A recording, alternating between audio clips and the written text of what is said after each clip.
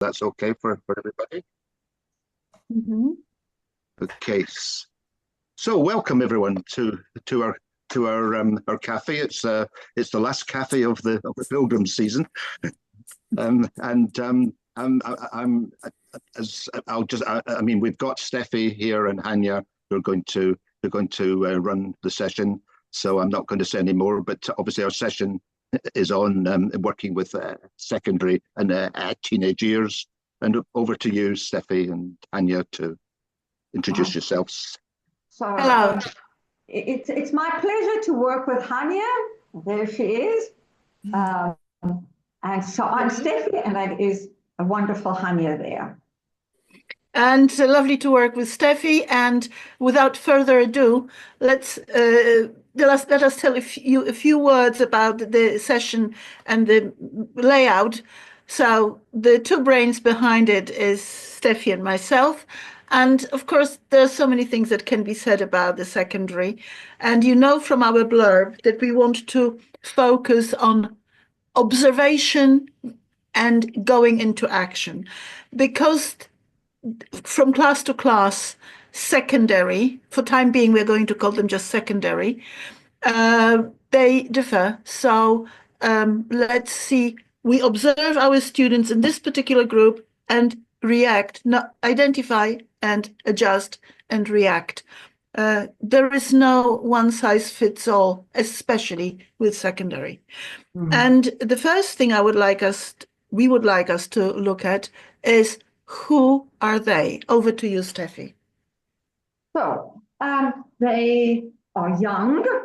But before I start, can you write in the chat box, who do you think they are? Let's define our secondary learners. You may want to write in the chat box. In the chat box. Mm-hmm.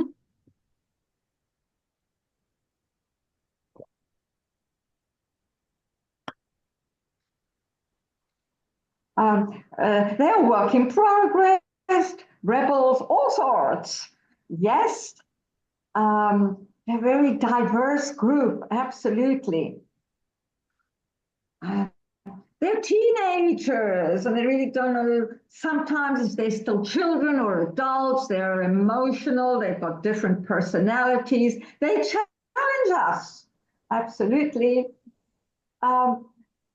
Okay, so we have some definitions for you, because when I have asked colleagues of mine, and after all these years of being in the profession, they say they're difficult. Okay, so they're young, and young is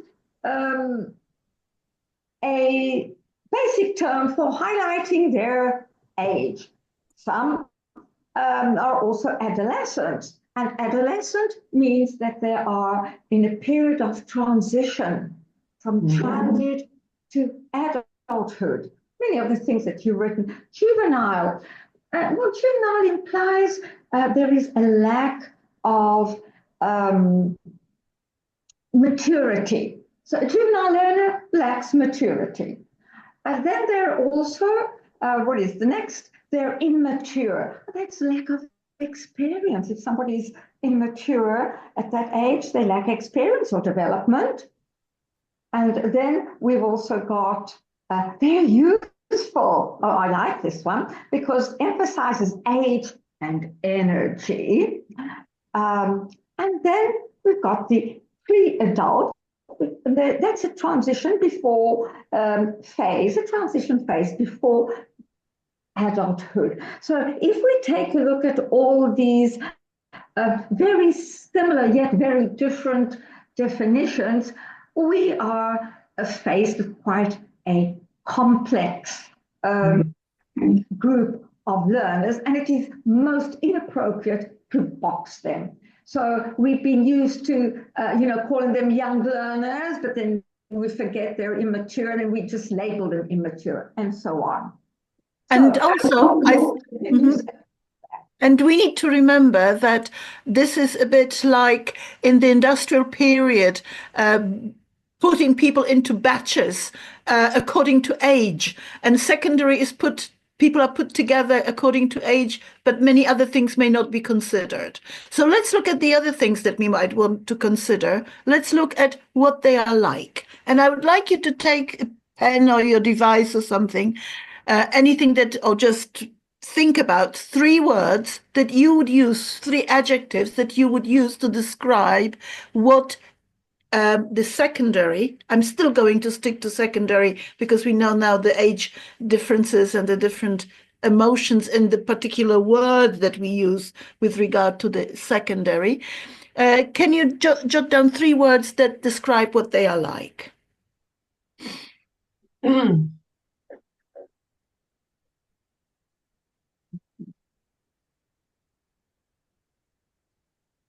Ooh. Can you signal when you're done, when you're ready, when you have got the 3 words? Okay, creative, curious, emotional, demanding. Okay, so people have already started writing down in the chat box. Fantastic. Any more? Any more? Sensitive, they're demanding, they are choosy, shy, fast. Yes, sensitive, they are changing, sensitive, questioning.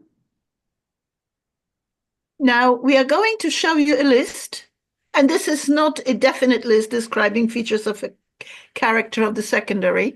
And I can already see that the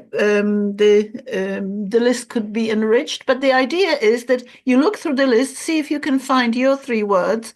And also, as you read through, can you decide which ones you wouldn't have thought of or you wouldn't have added to the list?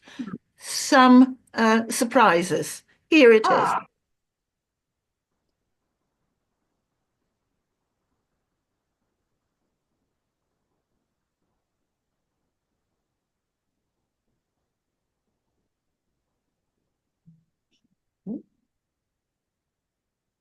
So Mercedes, you wouldn't have thought that they were resilient, is that right? Mm-hmm.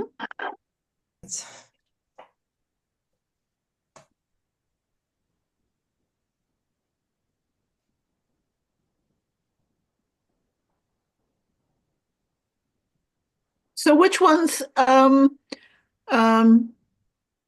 take you by surprise, or which ones haven't you experienced?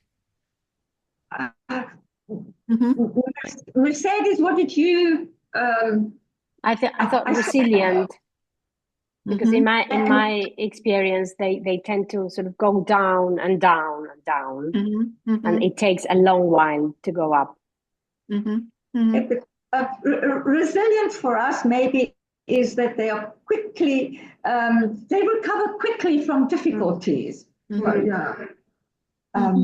I think, sorry, Mercedes, I interrupted you. No, go ahead. I'm not surprised at any of them, because looking back to the groups I used to teach, I had a little bit of each of these. It depends. I had those who were resilient, those who were not. I had rebellious. I had the opposite. Obedient. Yes. I had adventurous students, others who wouldn't go out of their comfort zone. So I think that it's very difficult to put them in a box. And say they are like this. And we can agree or disagree with this list. You know, this is just a starting point. We could to start thinking, this is what might be happening in the group. I mean, we might have had one student who was resilient, right? And others weren't, you know. That's right. But we thought that this was a neat way to start thinking about, this is what we may observe in the classroom. And then how can we create an activity which will build upon this particular feature of character or trait, or address it exploit it or deal with it. And here is the first, and so we will be dealing with some of these.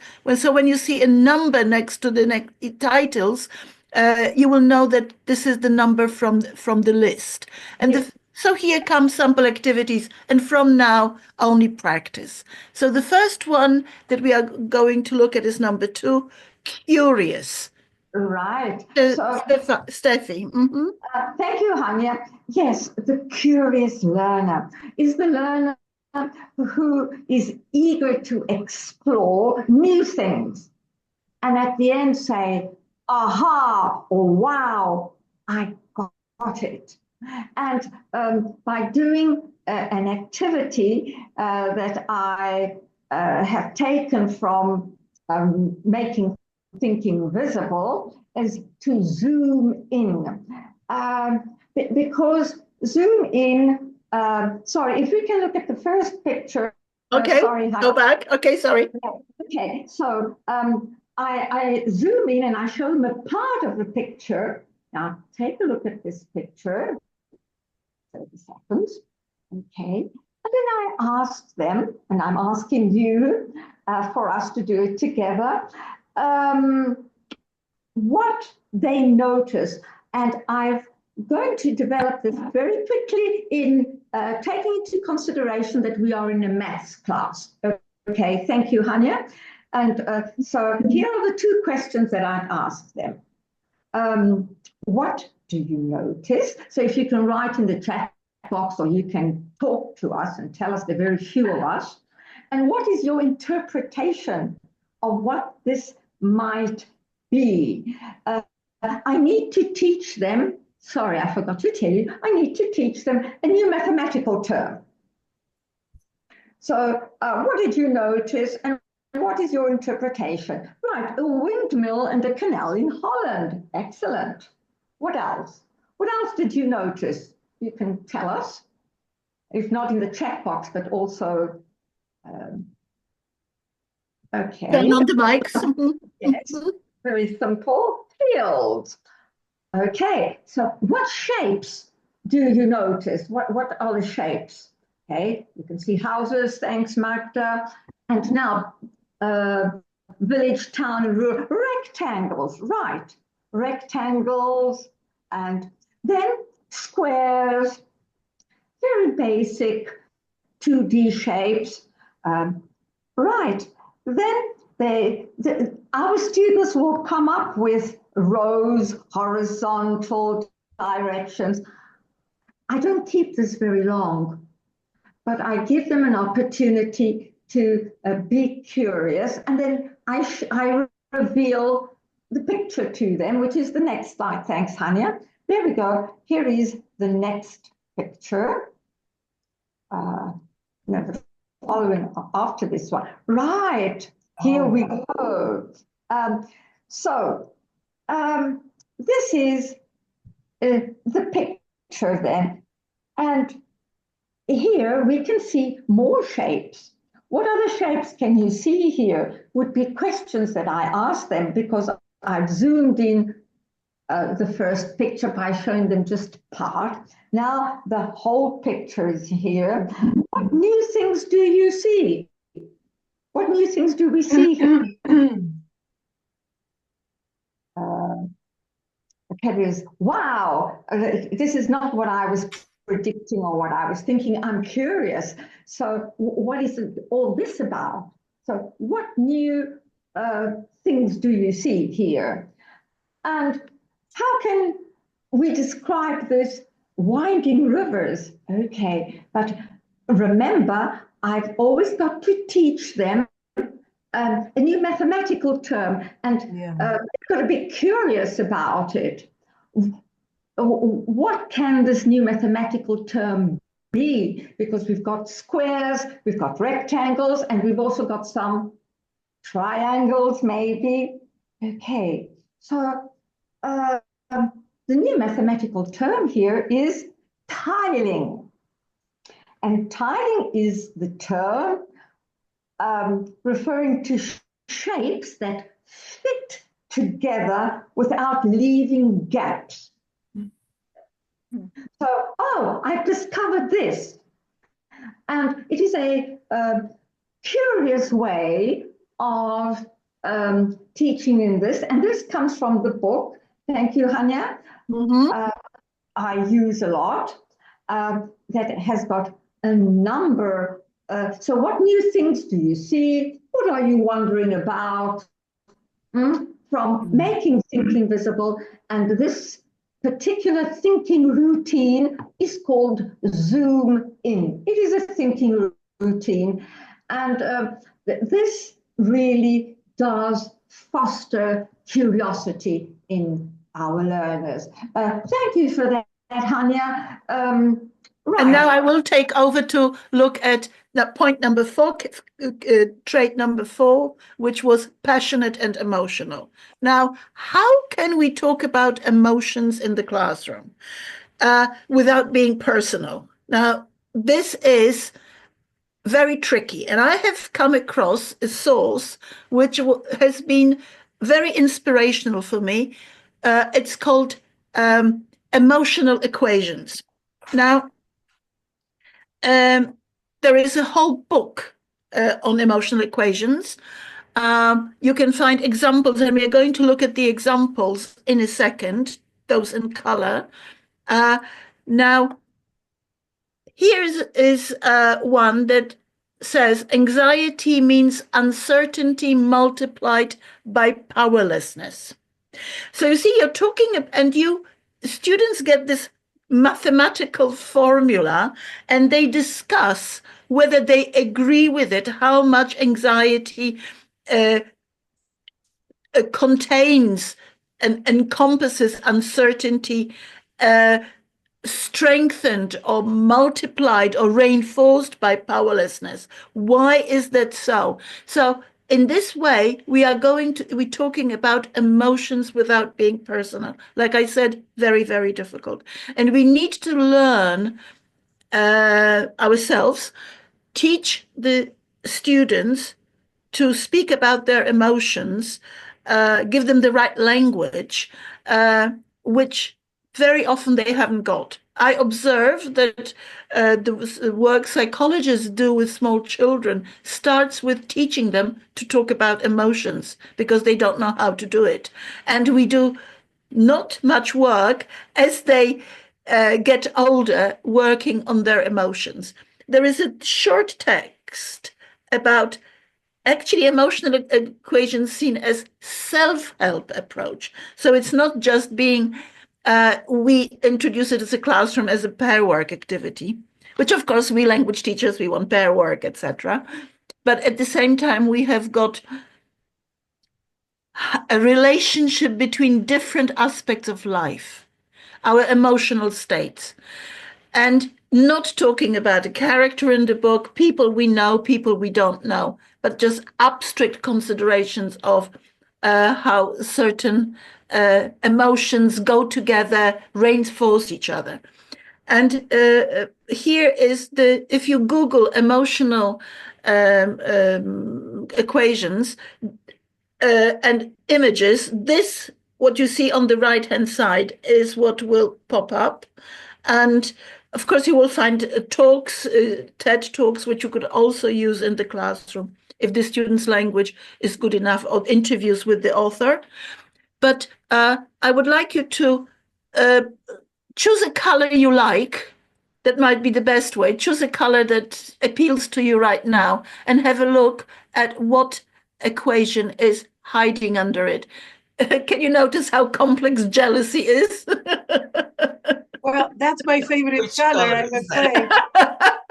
All right. But it is not to say that this is your state. It is to say that it just happens to be. Can you see okay? Yeah.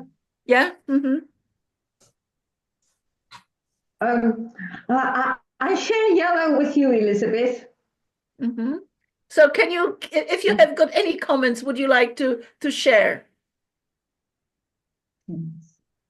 I never thought about colors in this way, not at all. And does it make you think, or what is your reaction looking at it? Wow, it's it's like, am I like that? But it's not about you. No, I know, but I'm thinking about that. I'm thinking about deep inside. Am I like that? Do I? But the idea is not to personalize with these activities, right? It's just to talk about these emotions that people experience in absolutely abstract terms. You see, I think it's amazing. I think it's amazing. Look at wisdom. Which color is it? Help us. Purple. The last one. Yes. I think this is amazing. I would have never ever thought about this.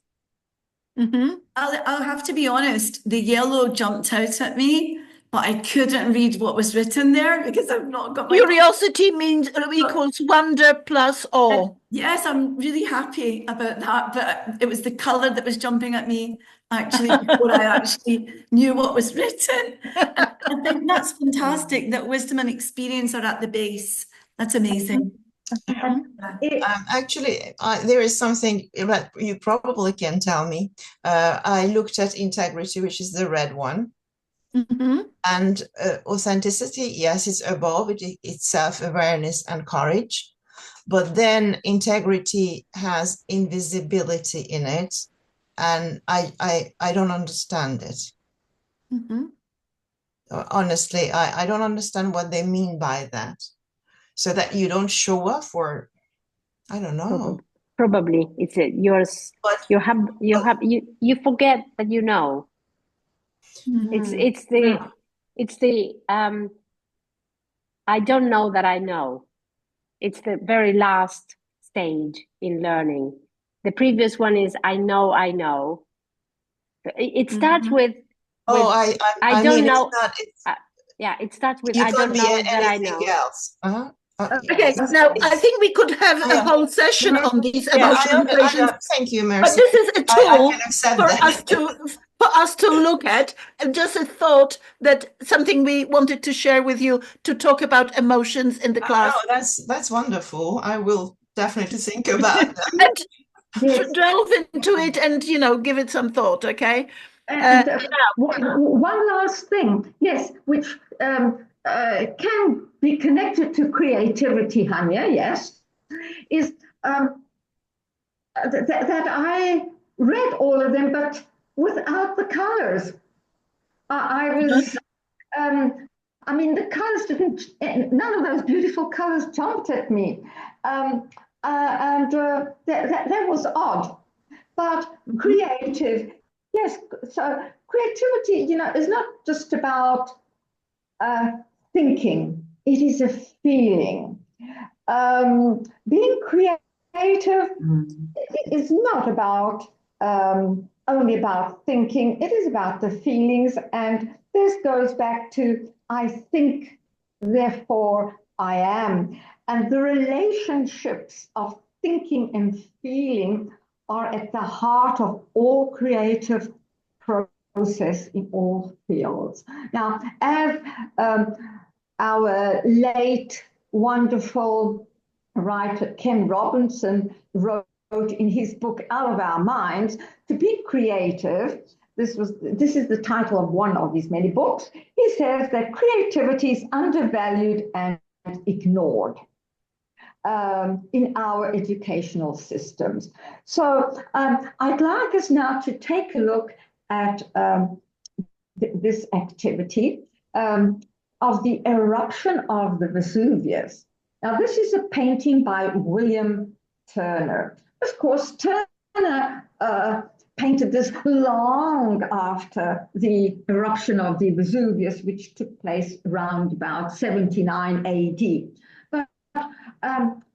After reading experts from historians, and the first one that was written by Pliny the Younger, this is what he created.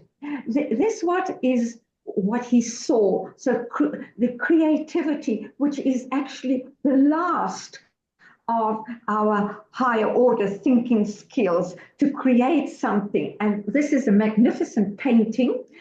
And from his readings now, in order to start our learners to write creatively and have a look at all the different genres of writing they will have to master during their years as secondary learners, some maybe for first certificate exams or C1 exams, where they've got to learn all the different genres. I find that starting them off creatively, and this can also be an activity in a little classroom where we're going to teach geography or science about rocks or any subject really that is connected to the eruption of the Vesuvius. Okay, so from here, I'm going to ask you look at the picture and then write a poem. And I'm going to give you some questions to answer as a starting point, and the answers need to be very short. So the title of the poem is I Am a Volcano. One question is, what kind of a volcano? So, where are you? What are you doing? And how do you feel? So this little poem, it is actually, I'd say there's an answer to these questions. But the title is I'm a Volcano. And it is a poem made out of, 4 lines.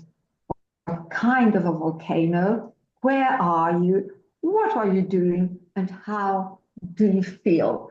I'll give you 1 or 2 minutes to write this poem so that we can share it.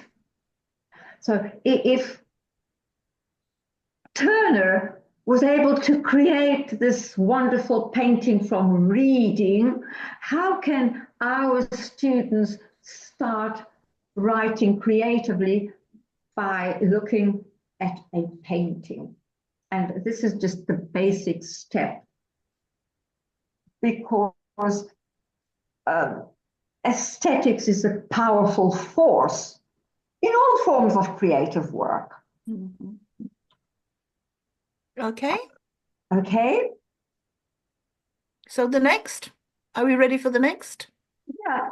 Have any of you got? I think we're all writing our poems. Okay. Would you like to read what you've got so far? Yeah. Give you 1 minute. Sorry, I wasn't sure what the instruction was. You're right, Hania. Sorry about that. No, it's my fault. No. And I will just share very quickly 1 or 2, and then. So I've got one. So obviously, I'm a volcano. I'm in Italy. Now I'm erupting, and I feel very hot and dangerous. It's hot and dangerous. Lovely, Elizabeth. Thank you. Any others? I have another one. Yeah. I'm a volcano, red, powerful, and erupting on the top of the world, feeling furious. Oh, fantastic. Oh, fantastic. That was quick. Good questions. And good answers. If you have good questions, you can get the good answers. Danny, I'm a sleeping volcano, tall and proud, deep in the Andes, wrapped in cloud, proud, wow. I rumble softly, dreams of fire concealed. Lonely and watchful, my power. Fantastic. A very creative teenager we have here. Yeah. Secondary learner. I take private lessons with Elizabeth Ciccone. That's why. Those private lessons. Oh, no, she's my teacher. So we can see, you know, that poetry is a very good jump start. So thank you, Hania. We'll go on. And actually, I remember some time ago, if you would like to drop me an email, I had an activity with the students where I used paintings to write poetry, but actually there are lots of fantastic ready poems by really good poems inspired by poetry, by paintings.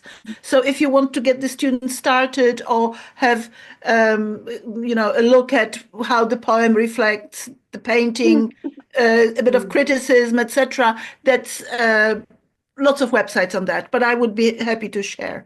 Okay, the next one, independent. Oh, Steffi, are you ready for that? Independent. Not to say rebellious. The independent learner is, okay, dealing with authority. Well, you know, really, the independent trainer is a learner who likes to take responsibility, whether we like it or not. I mean, they take responsibility for their learning.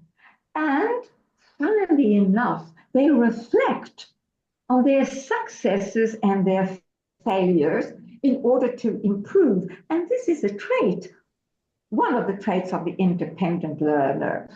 And they are also asked to deal with authority. So I was thinking of an activity that we can have these secondary learners who are independent, to draw up a classroom contract, because this gives them a sense of ownership. And they're also setting goals that can be revised. And this goes back to them reflecting on their successes and also their failures. They work together. And the classroom contract is not only about what they are responsible for doing and behaving and in the classroom, but it is also for the teacher. So and I think it's also the harnessing their independence. Absolutely, yeah. Because, you know, independence, great, but, you know, harnessing their independence, also harnessing the teacher's independence. So this activity, what I ask the students to do, which is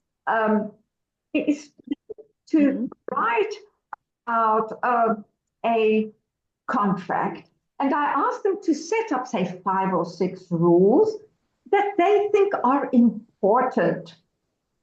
But they also have, and we teachers write up some 5 or 6 rules of our own obligation towards these learners that we have. And then in groups, they share this and they come up with rules for the classroom. And here we can see their commitments, but they also set up rules for the teacher. And this is showing them that, yes, they are independent. They have this power of being responsible, and that they are not sort of governed and ruled, because this is a tendency that we all have. Those of us with the children, we give them rules. Don't do this, don't do that. Be on time. So But for example, we may tell them to take notes, but Yes. give them freedom whether they can take a screenshot, whether they write it on their own devices. Give them so much more freedom as long as they do this kind of thing that they are supposed to do. Or you're doing about have a point about honesty. Have a rule about artificial intelligence and honesty in terms of cheating or writing essays. That's So, right. Sorry, Hania. Yes, you were saying. Thank you, Annie. You've written something very interesting here that in the chat box that I'd like to that's share. an activity. That's an activity that I used to do with my students when I was teaching students, and I usually do with teachers when I do workshops on writing poetry. Okay. Oh, thank you very much for that. Thanks. Yes. So the independent learner, that is not to say do as you please, but yes, giving them responsibility, as you said, Hania, in what they are doing. But this again is a lot that depends on us, because if they're working in groups, classroom management, to have the groups each have their own independent role in the group. Like one is the materials collector, and maybe one is the expert, one is the timekeeper, so that they already start by being independent within a group and working together. This is one of the activities I give them to to reach as many students as we can. So the creative ones, the curious, the emotional ones, the independent ones, so far. So thanks, Hania. Over to you. Okay. Can I just Okay, share now something? Very quickly. Sorry. Please. There's a fantastic picture book called I Want an Iguana. And I've used this many times, secondary, young, older, where the boy wants to get an iguana. So he writes these letters back and forth to his mom. The mom explains why it might be complicated. He gives another suggestion. So it's all about negotiation. And so it's really interesting, the language of negotiation. And then with students, what I do is that I say that, rules are flexible, convince me that it's a good reason to let you use your phones in class. Convince me that listening to music while we're doing an exercise is a good idea. So we do that negotiate. So we write letters back and forth based on that book, I Want an Iguana. Eventually I give in, but I just like that language, that communication. It's that give and take. So it's just a suggestion. I Want an Iguana. It's a great book. Thank you very much. Can you write that in the chat box? Thanks, so that we can. I can't remember who the writer is, but. Thank you. Oh, you will find. We will find it. Okay. Thank you. The next topic we would like to look at is social topics. People being social creatures, and young people care about the society and the world around them, their perspective on the world around them. We may want to open other perspectives, but also introduce topics in a not obvious way. And here is an example to introduce the questions of mixed families, mixed backgrounds, coexisting, people coexisting and creatures coexisting, coming from different backgrounds. And now these photographs tell you a story. Any idea what the story is about? Just please shout. What do you think what happened in this story?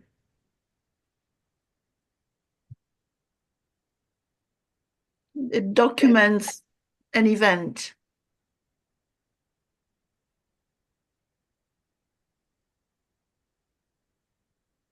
No ideas? Okay, so I tell you. A bird? Sorry, in 2023, the first time in recorded history, and that we know of it, two storks mated, a black stork and a white stork, which normally never happened before, right? Actually, you have a photograph of the mating. And then, surprisingly, there were two eggs, then even three, and the little ones appeared in the nest. But there was quite a lot of conflict happening. Now, what do you think? What were the problems the adults had when they had to build a nest? What were the problems when they had to feed the young?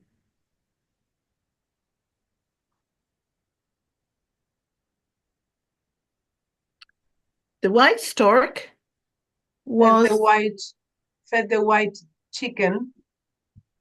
The chicken, they were mixed. They were spotted more or less. And the ornithologist at that point didn't even know who was what, but male or female, you know, the young ones. But they fed different food. So one of them built the nest differently. One of them put moss in the nest, and the other one was throwing the moss out because was bringing twigs.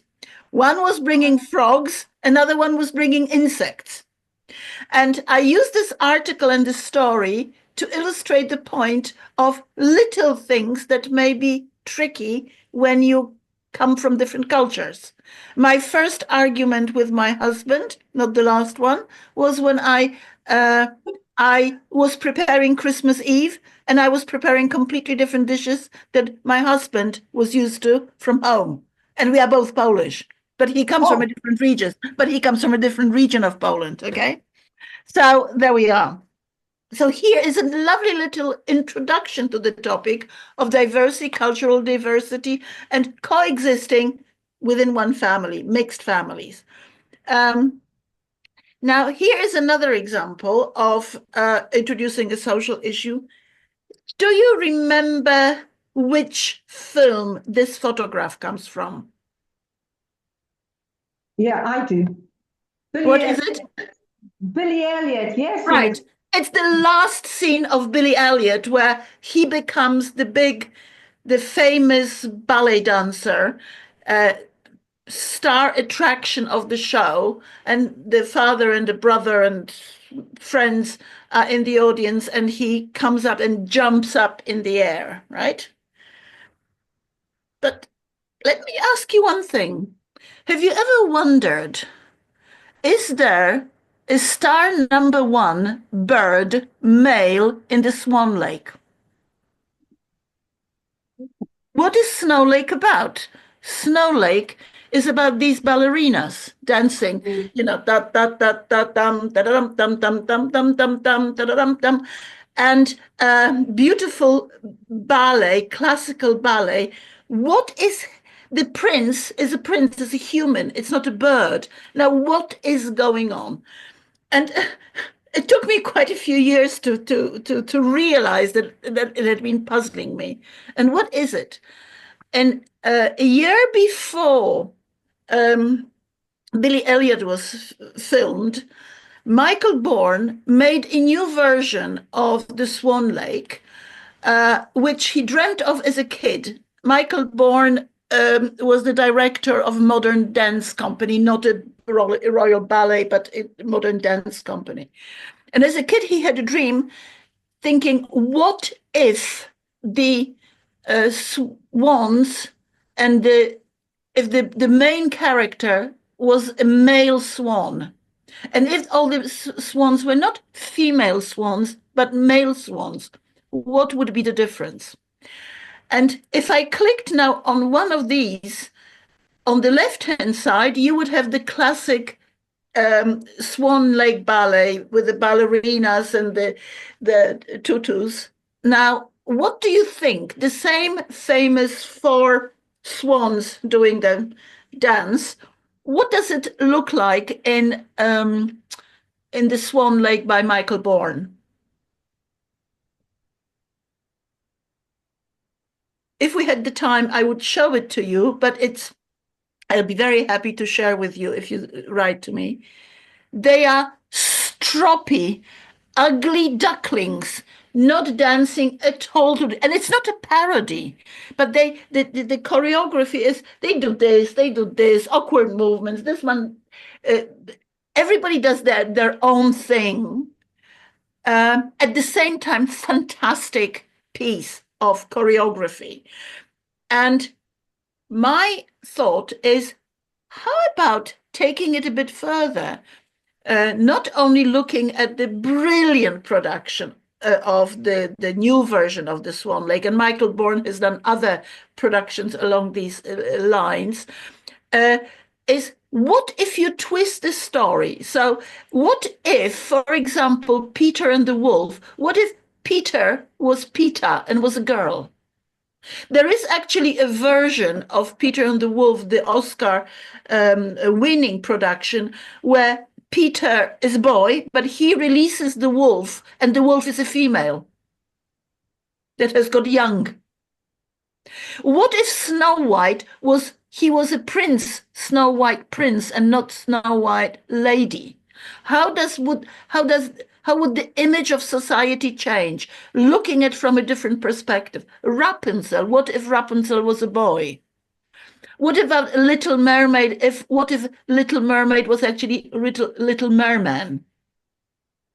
So just opening the students' eyes to different social perspectives. And the last one is an activity I do with my students. I did it at a conference, and Steffi was part of the activity. We're not going to do it. We're going to talk you through it. So students are in a groups of 6, and they're given numbers. And I say, number 1 has got 30 seconds to talk about medicines and side effects. And when the 30 seconds are over, the next student has to talk about crash test dummies, 30 seconds. And people go, what? Crash test, whatever comes to your mind, what do you think? 30 seconds is not that long. The next one, 30 seconds, spacesuits. The 4th, seatbelts. The 5th, how much sleep do you need? And the 6th, public toilet facilities. And people are really, really puzzled. Now, what is going on? What is the curiousest, Alice in Wonderland, curiouser and curiouser, so curiousest, collection of topics. And then comes, in their groups of 6, they have to figure out why these have been put together, what they have in common, why we are talking about this. Now, if you know the answer, please don't no spoilers. So they talk and talk and talk, and once they have come up with all sorts of ideas, I say we have got 1 minute, and because I don't want to frustrate them, and some may find it an impossible task, so it has to be snappy. And then I say, okay, I will give you a clue. It's all about women in society. And this is inspired by the book and the lots of very, very good talks by Caroline Criado Perez, pardon my Spanish. She wrote a book called Invisible Women. Fantastic interviews with her. She speaks very fast, and the early ones show that she's an inexperienced presenter, but I think she was learning pretty fast. And what is it about? This series of stories and anecdotes to show how the world is run by men, but not in the sense of power and they are politicians, but how the world is created by men for men.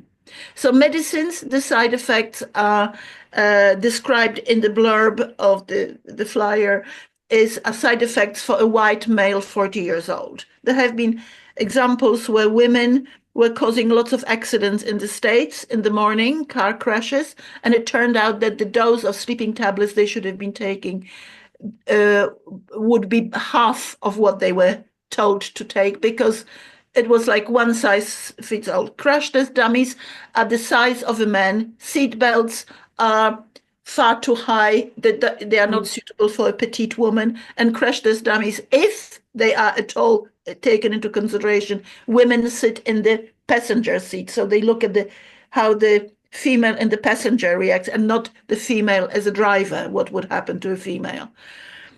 Spacesuits, all the proportions and everything is made for men, especially at the time she was writing the book. How much sleep do you need? A woman needs about up to 2 hours more than a man.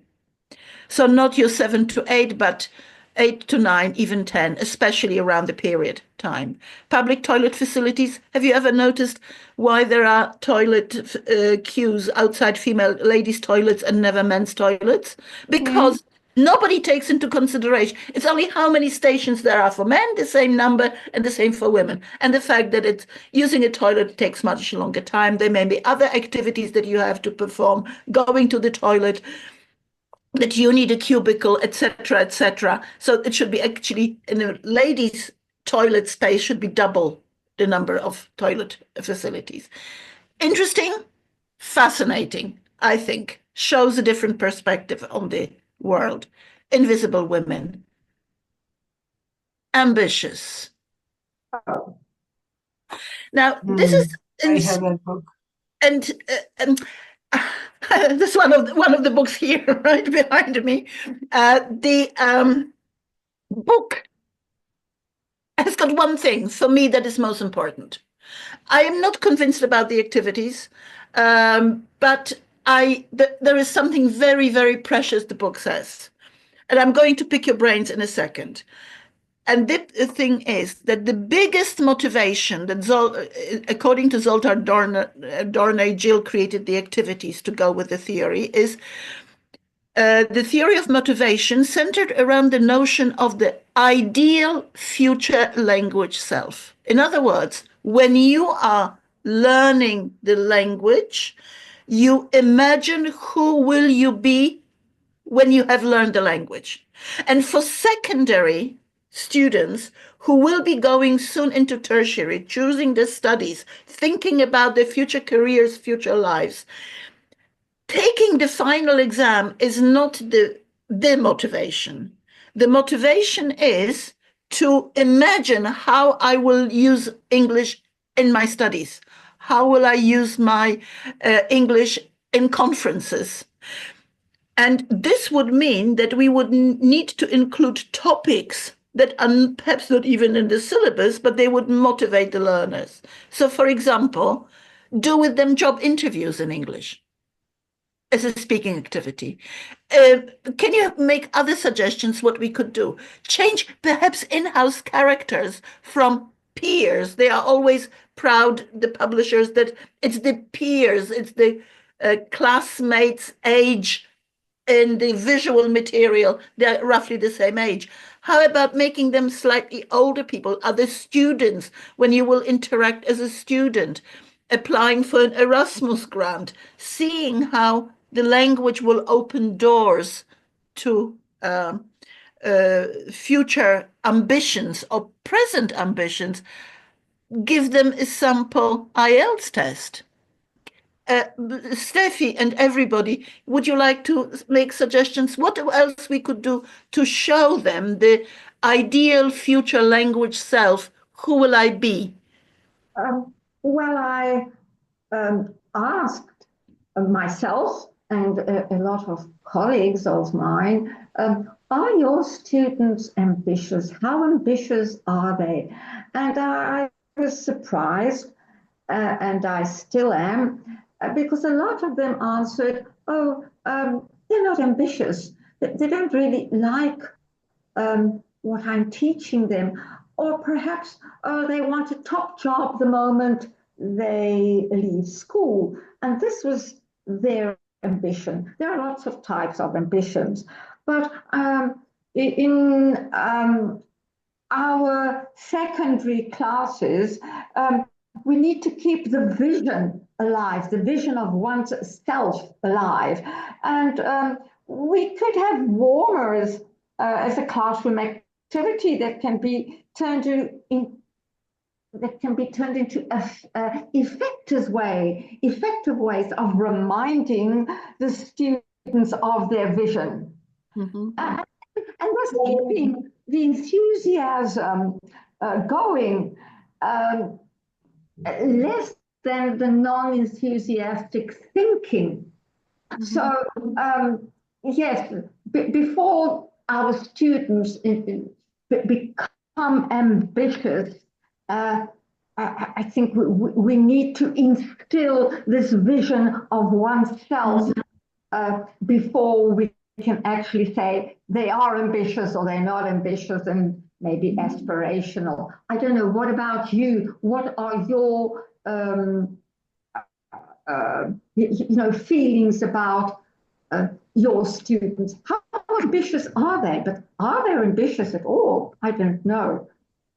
And the question is, they may be ambitious, but they don't want to admit. I noticed one thing, that when the end of secondary exam comes, so be it Matura, Abitur, or whatever exam that later is the springboard for going to university, when you ask people what they want to study, everybody says practice, or very many secondary say, I don't know. And it's not true that they don't know. They have got their hopes and dreams, but they're terribly afraid that they won't fetch a grade that will not get them the desired place. So they are afraid that then people will say, oh, see, you didn't make it. So they prefer not to share their ambitions because to be on the safe side. So nobody can say, you failed. But I think it's an extremely interesting area. And this one sentence, ideal future language self, as thinking, how can we help them to achieve this goal and feel that they're doing something for the future? Inquisitive, bit to do with curious, which you already had covered. But would you like to, Steffi, carry on with this area?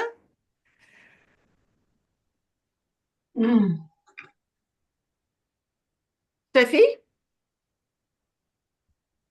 Have we lost Steffi? Yes, she was frozen and now she's popped Time out. to have coffee, maybe? Okay, yes, it's coffee time in Italy, right? So inquisitive was something that Steffi wanted to cover. So let's see. I will do open-minded, and then perhaps we go back to inquisitive. Okay, if that's all right with you. And I'd like to talk about the tyranny of the correct answer, something that you may have heard from me. Quoting actually Caleb Gattegno, who said, always we must escape the tyranny of the correct answer. And, the answer isn't the key at the back of the book. And the students say, and what is the key? So trying to break the rules and do as many different things that have nothing to do with the only correct answer. Let's start with a very simple activity. Like a little quiz that may be appearing in the course book. Who was the first man on the moon? Where was the first man in space from? Where was Christopher Columbus from? Hallelujah, that is a PhD if you answer the question. Who were the world football champions in 1994, right? And they have to come up with an answer, but the answer has to be none of the four and has to be true. So, for example, who was the first man on the moon? Somebody from planet Earth or an alien? But we are not sure about an alien, but we know that somebody from planet Earth was there, right? A very brave man. You don't need to know the name to give an answer. Where was Christopher Columbus from? From Europe. This is the best we can manage, right? Good answer. Where was the first man from space in space from? Well, definitely he was none of the answers is correct because he was from the Soviet Union. At that time, there was no Russia, right? So if somebody said from the Soviet Union, miss, that would be absolutely excellent, showing their knowledge. Who are the world football champions? The best team in that championship. Full stop, right? And playing around with what they know. There was a question once we had, who was the first American president? A white man. Perfect answer, right? And if they were, if they knew more, the white Anglo-Saxon Protestant male, right? Another one. Where were these characters from? And then, and they wanted places. And the students said, oh, from a film, from a story, from an old story, from a Spanish story. Where are they from? From a Disney film, from a black and white cartoon. Brilliant answers, brilliant answers. Tyranny of the correct answer. Thank you. And I have jumped and done mine, and now it's back to yours, Steffi. Thank Okay. you. Because while we were chitting and chatting, suddenly the sky's gone black, and there was struck by lightning, and we were cut off for that second, and then I had to come back in. But okay, so now over to you. So I have dealt with tyranny of the correct answer. This is what a great team we are. And now inquisitive, the last point we want to cover. Hania. So far, we have seen also in Hania, when she was talking about, the storks, what if, and also the role, the opposite roles, what if Cinderella, Snow White, anyway, if the male was, the female was a male, what if is the inquisitive. So curious versus inquisitive. Now, curious, we said at the beginning, is that these learners of ours are eager to learn and explore new things. Okay, wow, I got it. It's about tiling. Inquisitive is curious and eager to learn. And how can I do this in class? What activities can I use? And this is asking questions. So if you don't ask, you won't know. And if you don't know, they won't learn. So giving these students the responsibility, the power of asking questions. And wonderful about the inquisitive learner is that the defensiveness is reduced. Why? Because no answer is right or wrong. And inquisitive learners engage deeply with big ideas. And they realize that by asking questions, these learners are eager to learn more about it. So a big question can be, what if God was a woman? We are not looking for answers that make the question go away.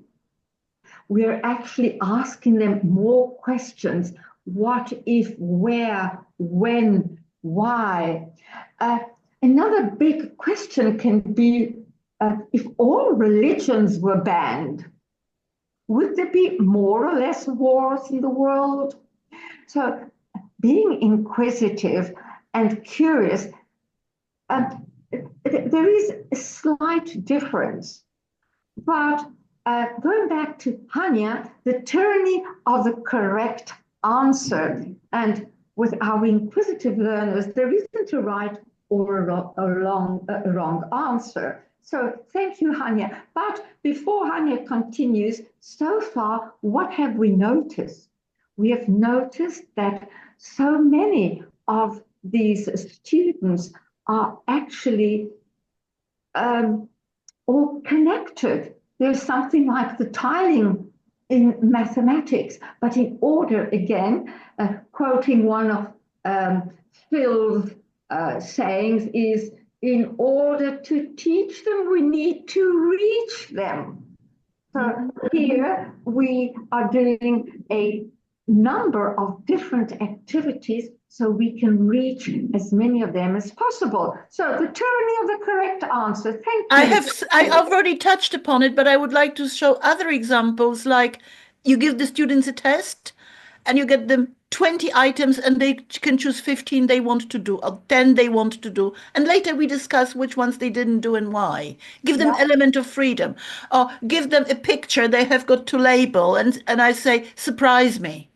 And they or a list of words that they have to show that they know. And I say, find a way to show me that you know the word or phrase. You can paraphrase, translate, use in a sentence, draw a picture. And they love drawing pictures in a test if they are given the choice. So giving them this option, of course, in the final exams, they can't do that. But in teaching, we can undo quite a few very traditional approaches also to testing, give them the freedom. So to finish off, to show that great minds think alike, when we finished preparing our session together, not to get too much inspired by the book, we looked at Chris Rowland's new book, Taking Your Language Teaching of Teenagers to the Next Level. And if you look at, he had brought out earlier a book on teaching teenagers, so the second one in the on the subject, right? It is very much in tune with what we were saying. Gauge and manage their own reactions. We're talking about emotions, right? And becoming aware, naming them.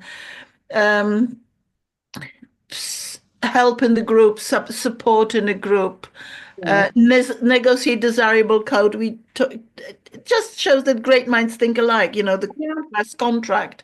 Allow teenage students the right sort of freedom or autonomy, wide range of next level techniques. This ambition, and Jill Hatfield and Zoltan Dornay fit in perfectly. Prepare exams for exams, but not just the next exam, but life exams, job interviews, and exams that may be online, checking their English language or other language knowledge that are vital for getting a job. Teach how to write successfully, number of genres, including job applications, resumes, etc. And this is the moment we have to hand over to Phil. But you wanted to say something, Steffi? Oh, you sure? Yeah, fine. The line is still okay. Thank you. No, I have a feeling I cut you short. Sorry. No, not at all. Fine. So this was all from Steffi and myself, and now over to Phil. Yes, I wanted to say we would have had so many things to share with you, because we've discovered while working and that our secondary school learners are really a joy to be with. And therefore, it's heartbreaking to hear some teachers say that they're, tough to teach, because they teach us so much.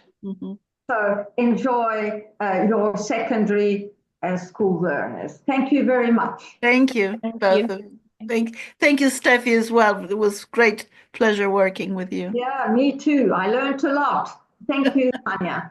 Thank you too. So Phil, over to you. Okay, thanks very much, Hania and Steffi. I mean, as I knew, you had about 3 weeks of kind of we finish on time. And we finish on time. And we're almost finishing on time. If you've been to previous cafes, you've seen these slides, so I'll be brief. But as we know, what we stand for in Pilgrims is humanistic approaches to language teaching. And I mean, we've got a little definition which you've probably seen before. You might like to read this, but I think what we always say in Pilgrims, we don't teach courses, we teach people, and I'm sure many other organisations would say exactly the same. So, but that's what we try and stand for. I suppose. Sorry, to just go back just a second. Yeah. Sorry. Yeah, that's fine. I suppose if you want an answer to what is humanism, it's just what we've experienced in the last 70 minutes. So I think think that explains it much more than anything.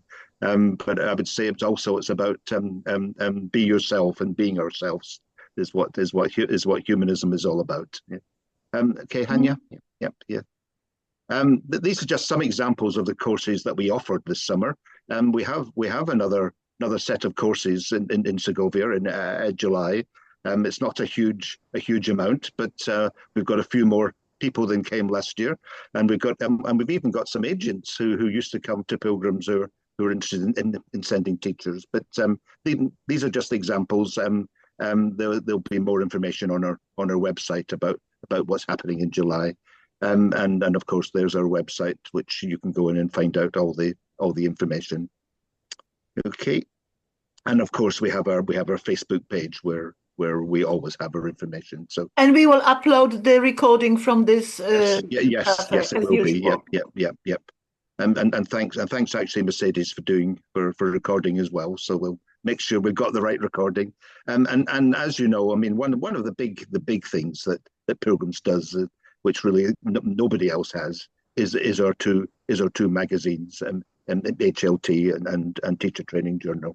And this will remain as a very important aspect of all the work we're doing. And of course, I'm sure I'm speaking for Hania too. We're always looking for people who might like to contribute to our magazines as well. Yeah. And the last slide is just a recap of what we've done in our cafes. So these are the 5 cafes that we've run this year, and they've all been extremely rich in content and engaging.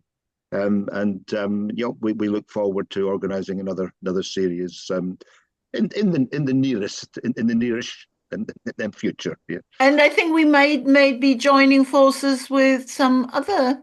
Elizabeth, we're talking about trying to combine with Chat and Chill. And yes, absolutely, that'll be great.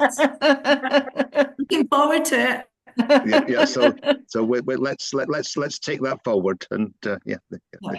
And if you would like the slides from today's session, then just get in touch with us. We don't upload them on the Facebook, no. Just the recording. But if you would like, since you attended, I think that would be no problem to share them with our notes. Absolutely not. Okay. You're more than welcome, and a heartfelt thank you for being here today. I feel so comfortable with you. It's a lovely feeling, and to share and to learn together. We never stop learning. And this is why I said thank you, Hania. I learned a lot. And thank you all very much. And whoever would like to organize a cafe, really, it's a fantastic learning experience, planning a cafe. Yes. Thank you very much. Okay, thank you all very much. Thank you so much. And for your engagement. Bye-bye. Bye-bye. Thank you. Thank you. Bye-bye. Bye-bye. Bill, time for Casanova now? Oh, yes, of course.